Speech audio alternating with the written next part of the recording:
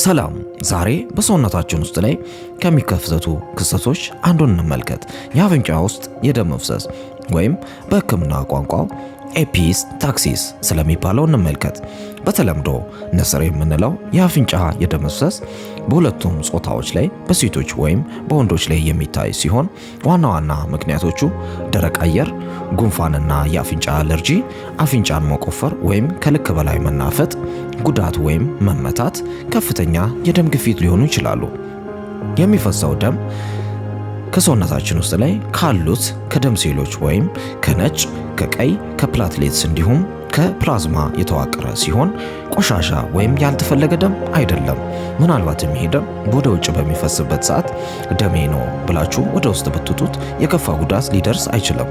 ግን በሆዳችሁ ውስጥ ላይ አለመመቸት ወይም የማቅለሽለሽ ስሜት ሊፈጠር ይችላል። ከዛም ባለፈ ብረት የሚል አይነት ነገር በውስጣችሁ ላይ ሊሰማ ይችላል። ምክንያቱም አብዛኛው ደም በውስጡ ላይ አይረንን የያዘ በመሆኑ።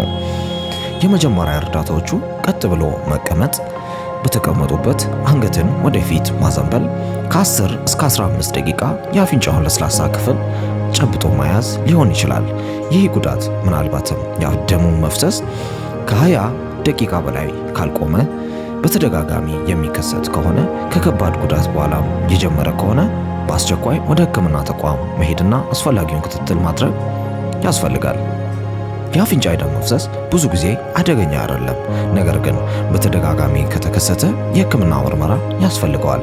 ይህ ሳኮሎ ሬዲዮ 90.62 ነው። ስለተከታተላችሁን እናመሰግናለን። ለእንደዚህ አይነት አስፈላጊ መረጃዎችና ለጤና ምክሮች ሳኮሎ ሬዲዮ 90.62ን ፎሎው ያድርጉ። እናመሰግናለን። መልካም ቀን።